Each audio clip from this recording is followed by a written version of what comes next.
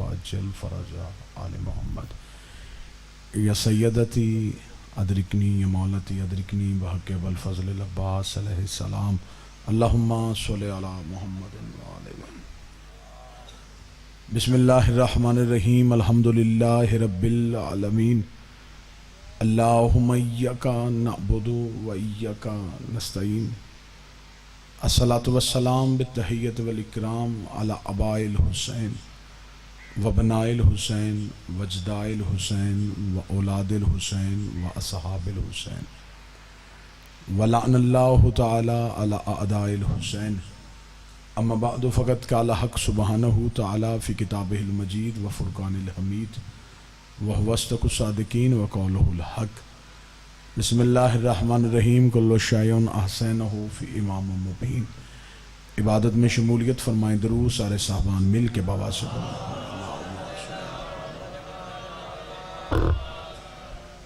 دعا ہے کہ آل محمد کا عظیم اور کریم خالق اس عظیم ترین اور بے مثل عبادت کو اپنی بارگاہ میں شرف قبولیت عطا فرمائے۔ رب الحسین بحق الحسین جتنے بھی ہاتھ اس ذکر میں مانگنے کے لیے آئیں اس عزت والی دہلیز سے کوئی بھی خالی ہاتھ واپس نہ جائے۔ اللہ بانیان مجلس کے رزق، عزت، صحت اور بخت میں اضافہ فرمائے۔ حاضرین کی جتنی بھی جملہ حاجات ہیں میرا کریم اللہ والی خراسان کی عزت کے صدقے سے وہ تمام دعائیں مستجاب فرمائے۔ مل کے دل سے آمین کہیے گا۔ اس وقت تک کسی علی ولی اللہ پڑھنے والے کو موت نہ آئے جب تک بادشاہ حسین کے نوری محل کی زیارت نصیب نہ ہو۔ حجت دوراں ضرورت زمانہ وارث خانہ پروردگار رہبر معظم ولی العصر سرکار حجت کے ظہور میں تعجیل فرما۔ دعاؤں کو قبولیت تک پہنچائیں، سہارا درود کریں اور بلند آواز سے صلوات پڑھیں۔ اجازت ہے گفتگو شروع کی جا سکے سرکار؟ واجب الاحترام قابل صد احترام عزت مآب سرکار بابا سید زرگام شاہ صاحب کا حکم تھا، ان کے حکم کی تعمیل ہو گئی۔ سیدنا لعین عباس شاہ صاحب کی موجودگی میں آپ حضرات کے چہروں کی زیارت ہو گئی۔ اب جتنی دیر تک ممبر پہ ہوں میں کوشش کروں گا میں اسی بادشاہ کا تذکرہ کروں جس کے نام نامی سے یہ مجلس منسوب ہے۔ کیا کہنے اس مالک کے، کیا کہنے اس مولا کے جس کا دادا علی المرتضیٰ ہے اور وہ خود علی الرضا ہے۔ یہ مجلس منسوب ہے اس بادشاہ کے ساتھ جو مشہد میں بیٹھ کے کائنات کو روٹی بانٹتا ہے۔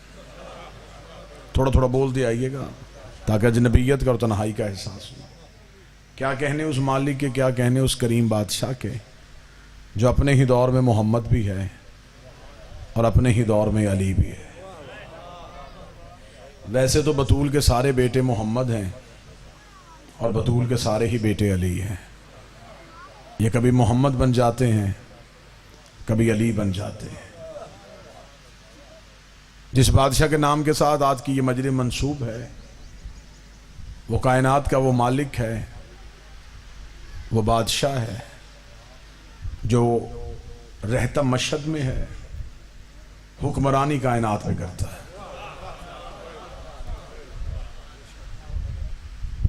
معصوم سے پوچھا گیا تھا کہ مولا آپ میں سے کچھ نام محمد ہیں اور کچھ علی ہیں، یہ وجہ کیا ہے؟ امام نے فرمایا ہمارے نام اس کی صفتوں کا اظہار ہے۔ وہ جب چاہتا ہے جس زمانے میں اپنی کوئی صفت ظاہر کرنا چاہے وہ ہم میں سے کسی ایک کو بھیج دیتا ہے۔ وہ چاہتا ہے کہ زمانے کو پتہ چلے کہ میری حمد کیسی ہے، وہ محمد کر دیتا ہے۔ وہ چاہتا ہے کہ زمانے کو پتہ چلے کہ میری عظمت کیسی ہے، وہ ہم میں سے کسی کو علی کر دیتا ہے۔ جب وہ چاہتا ہے اس کی مشیت میں آتا ہے کہ زمانے کے سامنے میرا حسن کھل کے آئے تو وہ ہم میں سے ایک کو حسن کر دیتا ہے۔ جب اس کے جی میں آ جاتا ہے زمانہ اس کی کریمی کو دیکھا جی بسم اللہ، وہ اس میں سے پھر ایک حسین کر دیتا ہے۔ جب وہ عبادت کے طریقے سکھانا چاہتا ہے پھر وہ سجاد کر دیتا ہے۔ جب وہ حلم منوانا چاہتا ہے پھر وہ باقر کر دیتا ہے۔ جب صداقت دکھانا چاہتا ہے پھر وہ صادق کر دیتا ہے۔ جب وہ اپنی عطا دکھانا چاہتا ہے پھر ایک کاظم بھیج دیتا ہے۔ جب اپنی رضا زمانے میں اتارنا چاہتا ہے پھر ایک رضا بھیج دیتا ہے۔ جب نکاوت کا مالک دکھانا چاہتا ہے پھر نقی بھیجتا ہے۔ جب تقاوت کا مالک دکھانا بھیجتا ہے پھر تقی بھیجتا ہے۔ جب حیبت دکھانی چاہے پھر عشق عسکری بھیجتا ہے، امام فرماتے وہ بھی پردے میں چھپا ہوا ہے اور ہم میں بھی ایک پردے میں چھپا ہوا ہے، اس لیے وہ بھی قائم ہے، یہ بھی قائم ہے، وہ بھی ہے اور نظر نہیں آتا، یہ بھی ہے اور نظر نہیں آتا۔ بعض بندے اعتراض کرتے ہیں شیعوں کا 12واں ہے تو نظر کیوں نہیں آتا؟ سب سے بڑی اللہ کے ہونے کی دلیل کو مہدی کہتے، تو جو پوری فرمائیں گے صاحبان، سب سے بڑی اللہ کے وجود کی دلیل کو مہدی کہتے، جس کا خلیفہ ابھی تک زمانے کی نظروں میں نہیں آ رہا، چھپا بھی ہے اور کائنات کا نظام بھی چلا رہا۔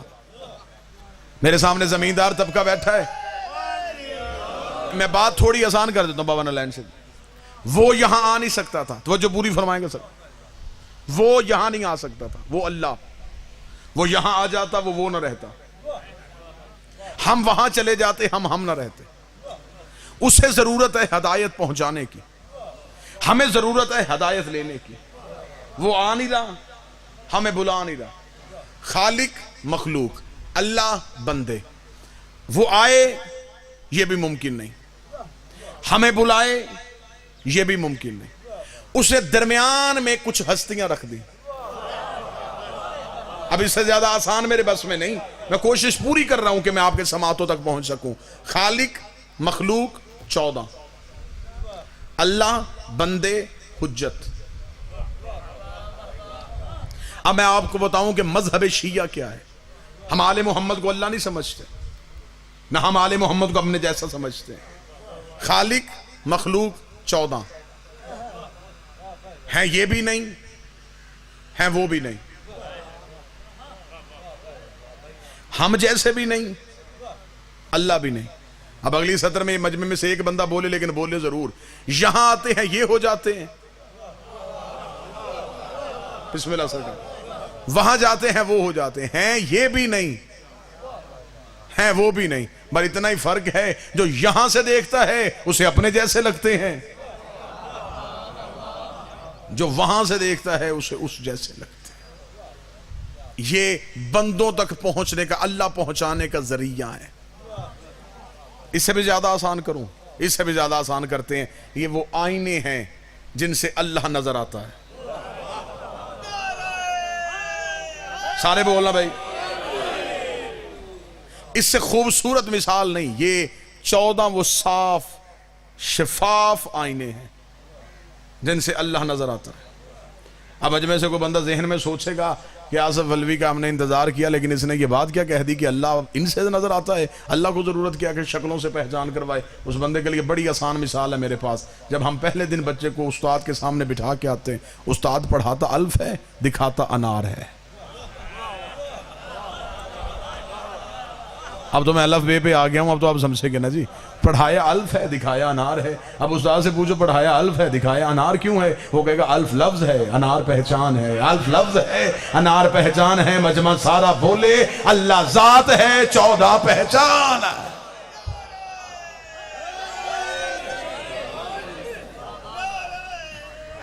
بسم اللہ اللہ ذات ہے، یار 14 پہچان۔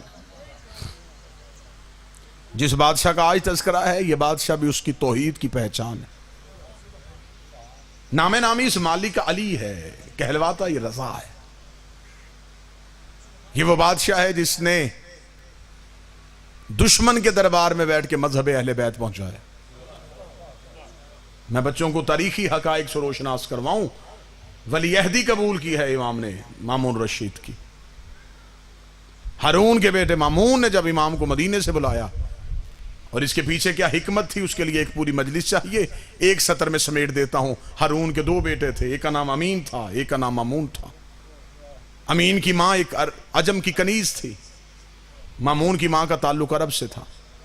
ہارون نے اپنی زندگی میں اپنے دونوں بیٹوں کو اپنی جگیر تقسیم کر دی، اپنی سلطنت تقسیم کر دی۔ عرب کا مالک مامون کو بنا دیا، عجم کا مالک امین کو بنا دیا۔ مامون نے امین کو قتل کر دیا۔ دونوں بھائیوں کی حکومت کے لیے لڑائی ہوئی، اور یہی فرق ہے خلافت اور امامت میں، حکومت میں اور امامت میں یہی فرق ہے۔ حاکم کے بیٹے لڑ سکتے ہیں، امام کے بیٹے نہیں رکھتے۔ کسی امام کے جانے کے بعد اس امام کے 18 بھی بیٹے ہوں، انہوں نے آپس میں امامت کے لیے تلوار نہیں نکالی۔ انہیں پتا ہے کہ امام ووٹوں سے نہیں بنتا، امام اللہ کی مرضی سے بنتا۔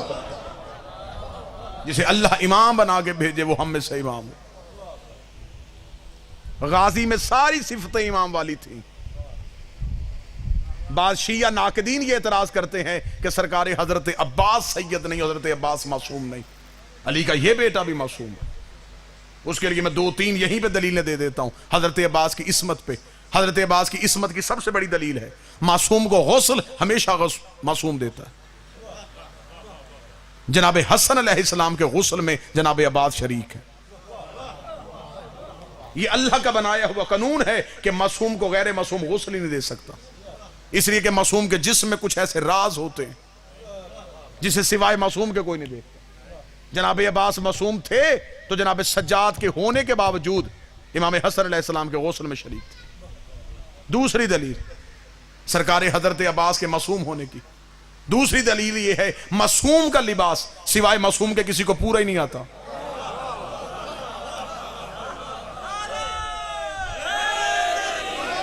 معصوم کی قمیض، معصوم کا کرتا ہمیشہ معصوم پہنے گا۔ لباس معصوم کو غیر معصوم جتنی بھی کوشش کرے، صاحبان توجہ پوری فرمائیے گا، وہ نہیں پہن سکتا۔ یہی وجہ ہے کہ میرے اہل سنت بھائیوں کی کتاب شواہد التنزیل میں بھی لکھا ہے اور حج المطالب میں بھی لکھا ہے، کتابیں چاہو میں ممبر پہ اہل سنت بھائیوں کی ڈھیر کرنے کے لیے تیار۔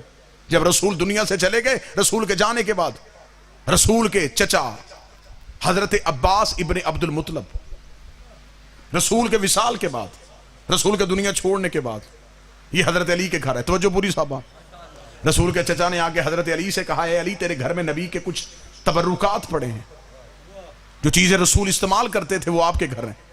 مولا امیر المومنین نے فرمایا ہاں چچا وہ میرے گھر ہے۔ جناب عباس ابن مطلب نے کہا کہ کیونکہ میں گھر کا بڑا ہوں، خاندان کا بزرگ میں ہوں، اس خاندان میں مجھ سے بڑا بزرگ کوئی نہیں، لہٰذا میں چاہتا ہوں یہ چیزیں مجھے دے دی جائیں۔ اب آپ توجہ فرمائیں گے تو میں یہ جملہ آپ کے سامنے، یہ جتنے بھی تبرکات آپ کے گھر پڑے ہیں یہ تبرکات مجھے دے دیں۔ مولا علی مسکرائے اور مسکرا کے فرمایا چچا عباس بیٹھیے۔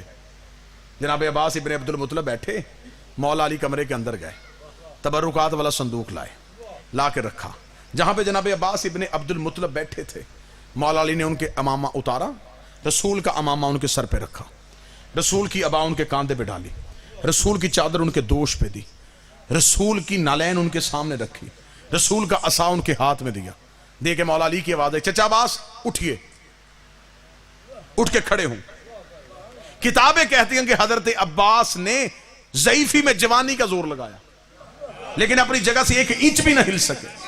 دیکھتے علی کیا رکھ دیا تو نے میرے اوپر، یہ وزن مجھ سے اٹھایا کیوں نہیں جا رہا؟ اتنا کہنا سنی کتابوں میں لکھا ہے، علی کی آواز حسن، بچپن کا حسن باہر آیا، علی نے وہی امامہ حسن کے سر پہ رکھا، وہی عبا حسن کو پہنائی، فرمایا حسن ذرا چچا عباس کو چل کے دکھا۔ حسن نے چلنا شروع کیا، آواز آئی حسین ذرا باہر آ، بچپن کا حسین آیا، علی نے وہی امامہ حسین کے سر پہ رکھا، وہی عبا حسین کو پہنائی، حسین نے چلنا شروع کیا، علی نے وہی امامہ اپنے سر پہ رکھا، وہی عبا اپنے کاندھے پہ رکھی۔ جب علی نے چلنا شروع کیا، جناب عباس ابن عبد المطلب اپنی جگہ سے اٹھے، علی کی آواز آئی چچا عباس یہ سامان تو لیتے جائیے۔ فرمایا پریشان میں اس بات پہ نہیں ہوں، یہ وزن میں نے نہیں اٹھایا، تیرے بیٹوں نے کیسے اٹھا لیا؟ پریشان تو میں اس بات پہ ہوں جیسے ابا تجھے پوری آئی ویسے ہی تیرے حسن کو پوری آئی، ویسے ہی تیرے حسین کو پوری آئی۔ فرمایا چچا عباس یاد رکھنا یہ نبوت کا بوجھ ہے، امامت کے علاوہ کوئی اٹھا ہی نہیں سکتا۔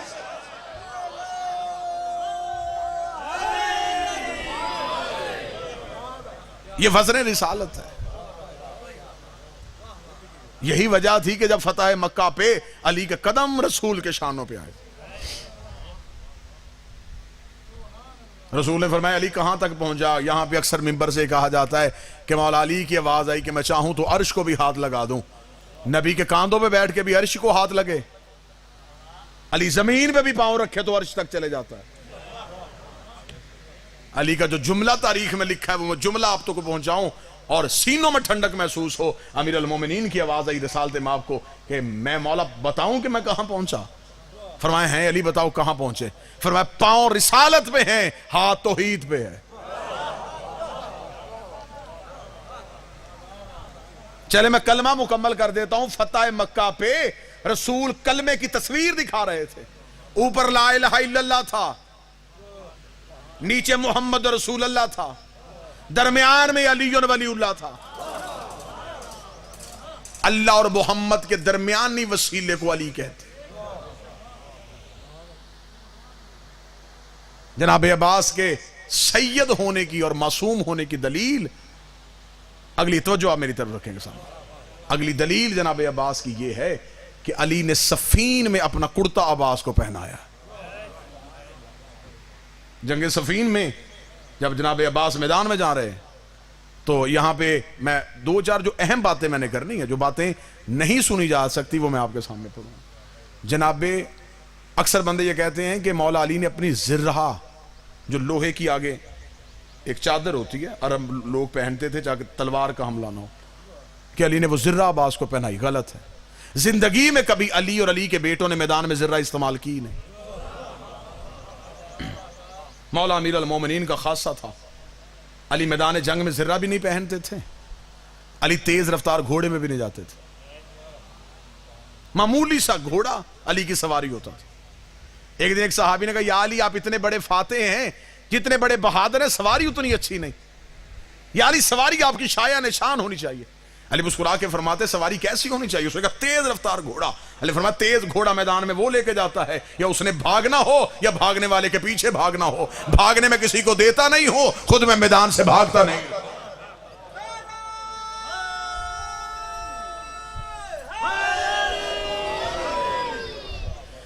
لہٰذا یہ بھی محمد، یہ بھی علی، جس بادشاہ کا تذکرہ ہے وہ بادشاہ علی ابن موسیٰ الرضا ہے۔ توجہ میری طرف کیجیے، بات ذہن میں ہے۔ مامون، امین، دو بھائی، مامون عرب سے، امین عجم سے۔ جب بھائی نے بھائی کو قتل کر دیا تو اب مامون یہ چاہتا تھا کہ عرب دنیا میں میری محبت لوگوں کی پیدا ہو۔ اس نے فوراً مدینے سے جناب امام رضا کو بلوایا کہ میں امام کو اپنا ولی عہد بناؤں گا، تاکہ لوگ کہیں گے کہ مامون نے باپ کی طرح آل محمد پہ ظلم نہیں کیا، اس نے تو اولاد رسول کو ان کا حق دے دیا۔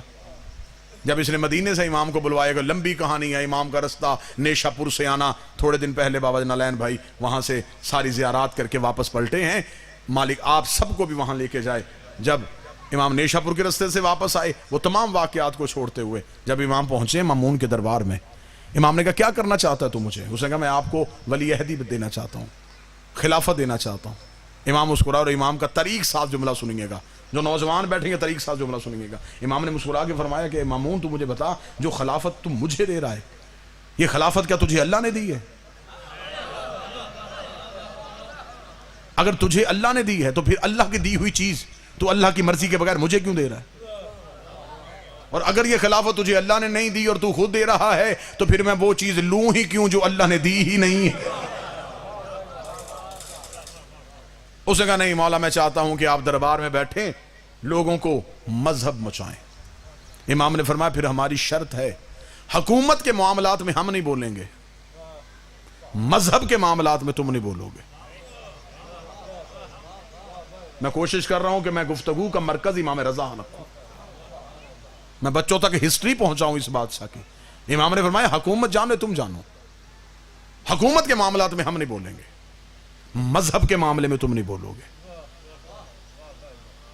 ہم لوگوں کو بتائیں گے اصل شریعت کسے کہتے ہیں۔ اس نے کہا ٹھیک ہے مولا۔ امام نے فرمایا ہماری بیعت کروائی جائے۔ انتہائی مشکل چیپٹر تاریخ کا میں آپ کے سامنے آسان طریقے سے پڑھنے لگا۔ امام نے فرمایا ہماری بیعت کروائی جائے۔ اس نے کہا اے فرزند رسول میری بیعت ہو چکی ہے اور میں آپ کا اعلان فرما رہا ہوں۔ امام نے فرمایا تجھے کس نے کہا ہے کہ تیری بیعت قرآن کے مطابق ہے؟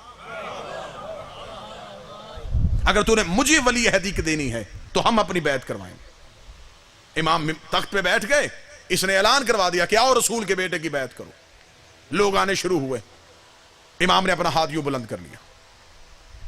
مامون نے کہا کہ اے فرزند رسول، اے علی رضا، آپ بیعت نہیں کروانا چاہتے؟ فرمایا کروانا چاہتا ہوں۔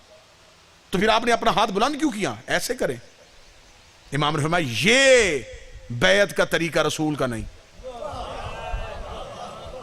معصوم کسی کے آگے ہاتھ نہیں پھیلاتا۔ اگر بیعت کا طریقہ، موضوع پسند ہے سرکار یا نہیں پسند؟ مولا نے فرمایا اگر بیعت کا طریقہ یہ ہوگا تو اس کا مطلب جو بیعت کرے گا وہ ہاتھ اوپر رکھے گا، اور معصوم کے ہاتھ کے اوپر اگر کوئی ہاتھ آ جائے تو یہ قرآن کی نفی ہے، کیونکہ اللہ کہتا ہے ید اللہ فوق ایدیہم، ان کے ہاتھوں پہ تیرا ہاتھ نہیں، ان کے ہاتھوں پہ اللہ کا ہاتھ ہے۔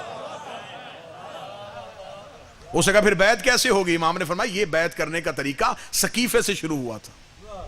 سب سے پہلی اسلام کی غلط بیعت سقیفے میں ہوئی تھی، ہاتھ پھیلا کے۔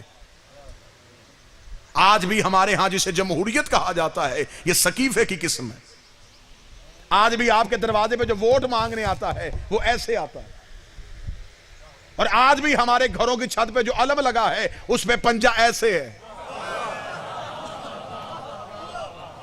اس لیے ہم اپنے گھر بے عباس کا علم لگا کے دنیا کو بتاتے ہیں ہم نے بیعت سقیفے سے نہیں کی، ہم نے بیعت غدیر سے کی ہوئی ہے۔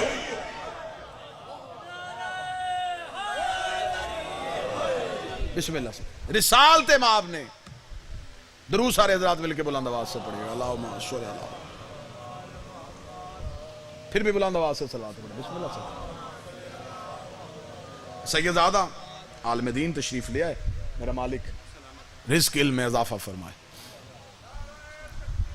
اللہ اکبر، یا رسول اللہ، یا علی مشکل اللہ خوشا۔ تو جو پوری صاحبان سے موضوع پسند ہے یا نہیں ہے؟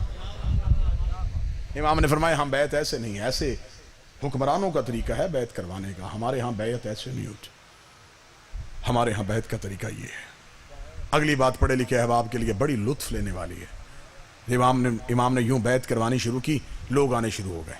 اب رسول نے جو بیعت کا طریقہ مسلمانوں کو بتایا تھا وہ یہ دیا تھا کہ جو بھی بیعت کرنے آئے گا معصوم کے ہاتھ پہ، وہ چھوٹی انگلی سے بیعت شروع کرے گا، انگوٹھے پہ ختم کرے گا،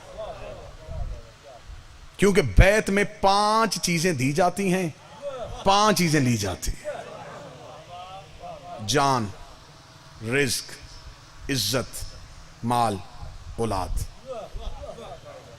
یہ معصوم کے ذمہ،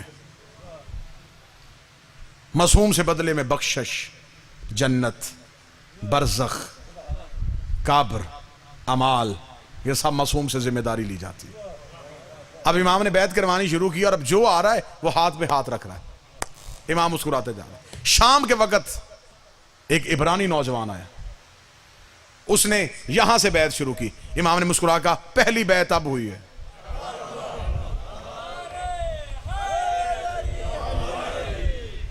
بیعت امام ہو گئی۔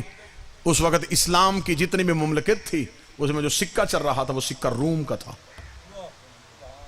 جیسا کہ آج کے دور میں آپ دیکھیں کہ امریکن ڈالر جو ہے اس کو آپ پوری دنیا میں جہاں چاہیں چلا سکتے ہیں، اس طرح روم کا سکہ ساری دنیا میں چلتا تھا۔ روم کے بادشاہوں نے اس سکے پہ اپنے بتوں کی تصویریں کنندہ کی ہوئی تھی تاکہ ہمارا مذہب بھی پھیلے، ہمارا پیسہ بھی چلے۔ امام نے کہا کہ مامون، ہم سب سے پہلا قانون یہ پاس کریں گے اسلامی ملکوں میں اسلام کا سکہ چلے گا،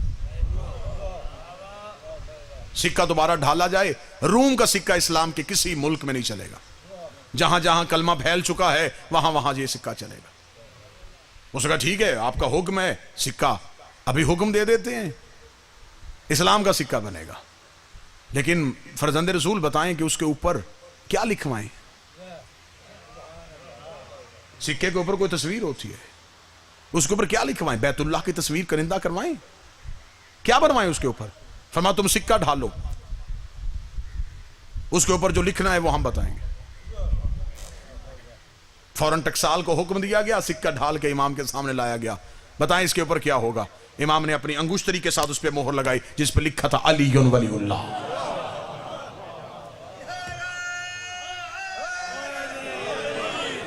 پوری دنیا میں سکہ چلے گا تو علی ولی اللہ کا چلے گا۔ جب یہ سکہ پھیل گیا تو اب جو شیعہ ڈر ڈر کے گھروں میں رہ رہے تھے انہیں پتا چل گیا کہ ہمارے امام کی حکومت آ گئی ہے، سکہ بھی مالک کا چل گیا ہے۔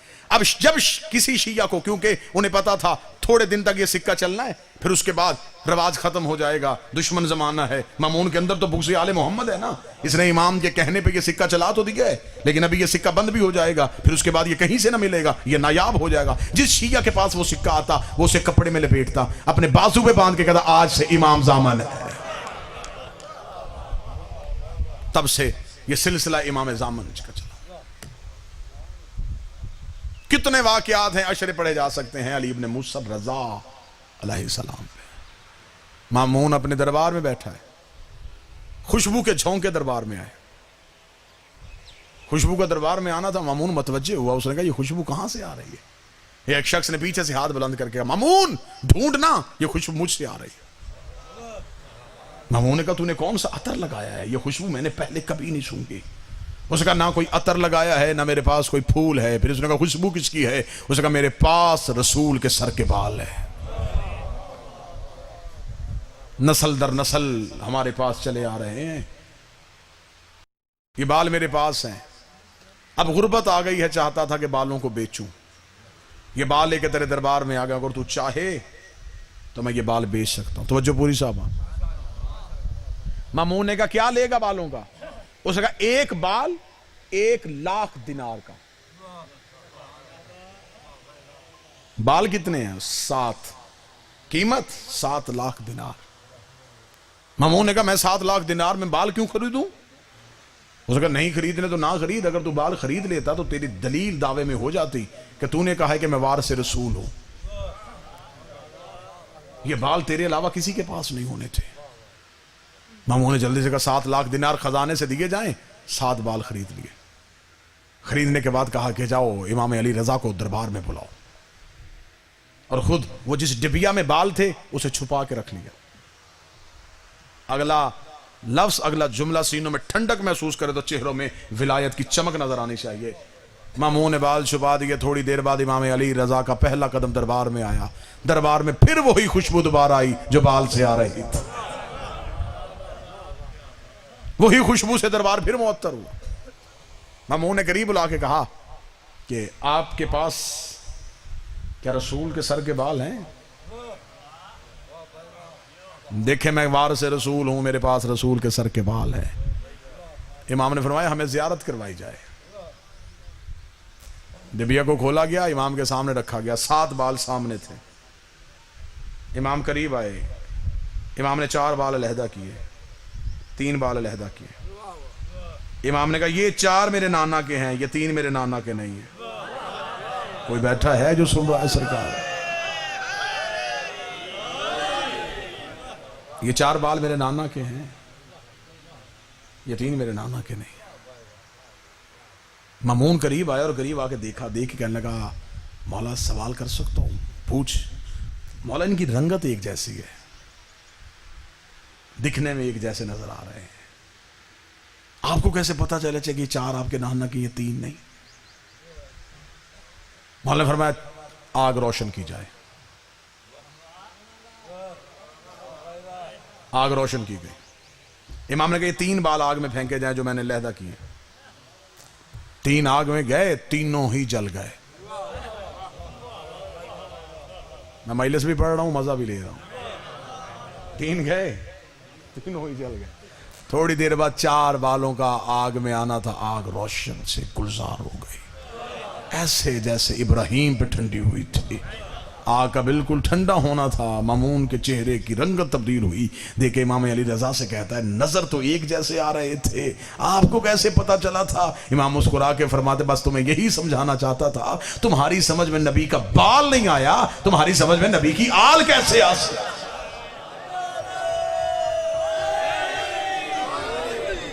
جنہیں یہ نہیں پتا کہ نبی کے سر کے بال۔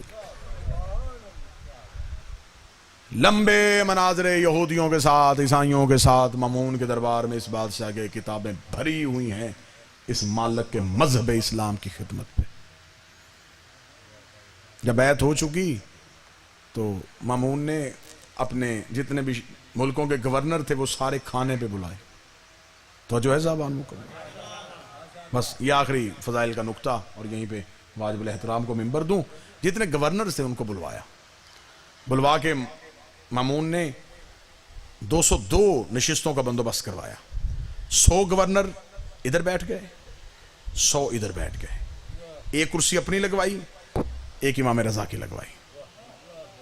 پھر جملہ سمجھیے، 100 گورنر ان کرسیوں پہ بیٹھے ہیں، 100 ادھر کرسیوں پہ بیٹھے ہیں، مامون، امام رضا، ہر گورنر کے پیچھے ایک حبشی غلام، جو پنکھے سے ہوا دے رہا ہے.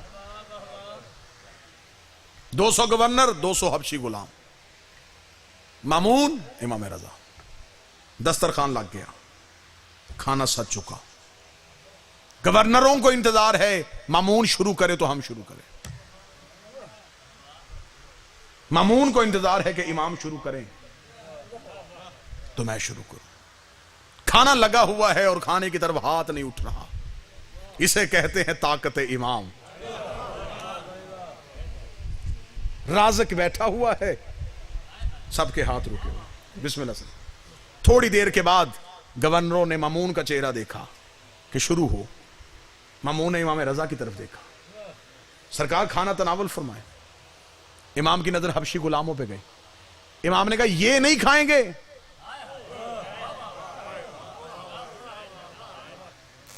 سطریں سنیے گا صرف مالک کی، سونے کے قلم سے لکھے جانے والے.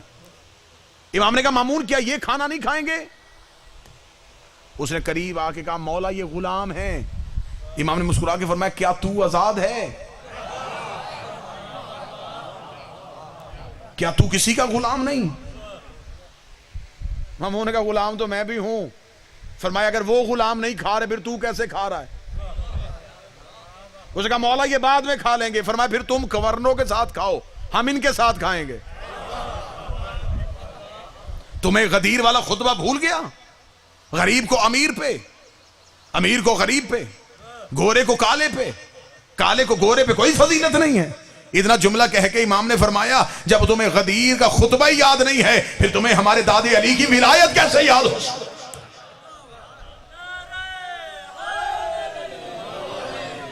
کتابیں بھری ہیں بادشاہ کی ان طریق ساز جملوں پہ جو مالک نے مذہب اسلام کے لیے. مشہد میں بیٹھا ہے اور پورا ایران اس کا مقروض ہے. جو ظاہر بیٹھے ہیں یہ گواہی دیں گے. پورا ایران مقروض ہے ہمارے مالک. ایران کے خزانے سے جب دولت ختم ہوتی ہے امام کے خزانے سے بطور قرض لیتے ہیں. پوری دنیا نے بائیکاٹ کر دیا. ایران کھل کے روٹی کھا رہا ہے تو صرف رضا کی مجاوری کے صدقے سے. اتنا بڑا بادشاہ ہو کے لقب غریب الغربا ہے.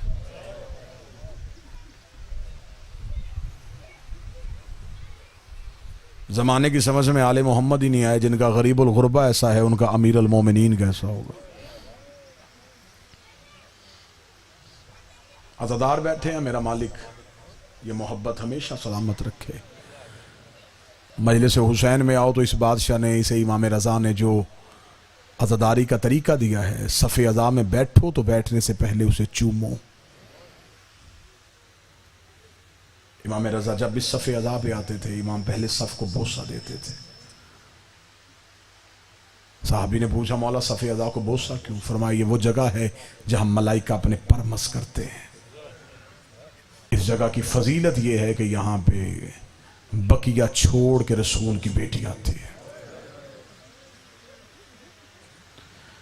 محرم قریب آ رہا ہے. میں دعا کر رہا ہوں مصائب پڑھنے سے پہلے آنکھیں بار کہ مالک اگر ہم میں سے کسی کی زندگی کی سانسیں ختم ہو رہی ہیں میرا مولا اتنی بڑھا دے ہم حسین کے جنازے میں شریک ہو سکیں. شہادت حرف آخر میں جو پڑھیں وہ اس بادشاہ کی مکمل مصیبت اور مکمل مصائب پڑھے گا. 2 سطریں غربت کی میں سنا دوں صرف اس وجہ سے مجلس مکمل ہو جائے. جو شام سے آئی ہے وہ میری تقریر سننے نہیں آئی، وہ آپ کی داد سننے نہیں آئی. وہ صبح سے اس لیے بیٹھی ہے کوئی حسین کو روئے. اس کی بڑی حسرت ہے غریب کا ماتم، اس کی بڑی حسرت ہے حسین کو رونا. مصعب سے محبت کرنے والے لوگ تشریف فرما ہیں. مصعب خان بہت بڑے باپ کے عظیم فرزند تشریف فرما ہیں. عالم دین سیدزادہ صاحب امامہ تشریف فرما ہے. 2 سیدوں سے معافی مانگ کے جملہ پڑھوں. آدھی رات کا وقت یزید نے تخت پہ بیٹھ کے سپاہی سے کہا جا حسین کے بیٹے کو زندان سے بلا کے لا.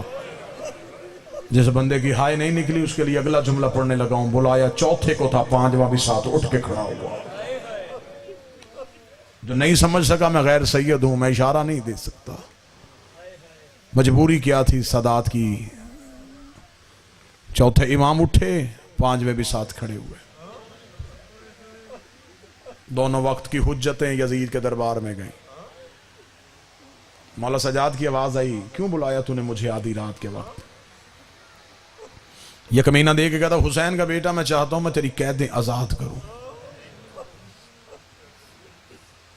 अगली सतर जो मातम करने वाले लोग बैठे हो, आजादार बैठे हो, जब इसने कहा ना सजाद मैं चाहता हूं मैं तेरी कैदें आजाद करूं, मौला सजाद ठंडी आह भर के कहते, मुझे बताओ मैं जाऊं कहां? रिहाई की खबर उससे अच्छी लगती है जिसे दरवाजे पे कोई लेने आया हो। इसने देखे कहा सजाद वापस मदीना चले जा। मौला सजाद रो कहते, कौन सा मदीना जहां कभी अकबर होता था, कौन सा मदीना जहां कभी अबुल फजल अब्बास होते थे। और मौलाना तूने मेरा मदीने में छोड़ा ही क्या है? ये देखे कहता, जहां भी जाना है जा, लेकिन शाम छोड़ दे।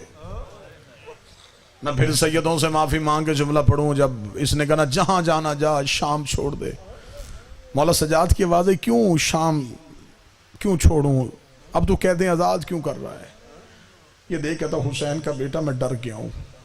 डरने का नाम आना था। सजाद कड़ियों में तड़पे, रोके कहा, तूने रसूल का बेटा मारा, तुझे डर नहीं लगा? तूने अली की तस्वीर घोड़े से उतारी, तुझे डर नहीं लगा? तुझे हसन का यतीम घोड़ों के टापों से बमाल किया, तुझे डर नहीं लगा? वो कमीने तुझे आज डर लगा, तुझे तब डर नहीं लगा जब तूने नेज़े से कुरान के गिलाफ उतारे थे। तूने सूरह कौसर का चेहरा खून से भर दिया, तुझे डर नहीं लगा? तुझे अब डर क्यों लगा है? अब जो सैयद बैठे जो मुसाहिब से मोहब्बत करते हो, बाबा नारायण शाह जी से लेके आखिरी अज़ादार तक, मुझे जुमला माफ करना, जब मौला सजाद की आवाज आई, अब तुझे क्यों डर लगा है? ये देखा था मैं तुझे मजबूरी बताऊं, जिसे थोड़े दिन पहले कब्रिस्तान मुसाफरा में दफना के आया है ना, उसकी चीखों की आवाजें मुझे सोने नहीं देती। मुझे आज भी मेरे दरबार में रोने की आवाजें आती है। मैं आधी आधी रात को उठ के देखता हूं, कभी उस कोने में रोती है, कभी उस कोने में रोती। सजाद जिसे दफना के आया है, उसकी आवाज बंद नहीं हुई, उसकी सिसकियां मुझे सोने नहीं देती।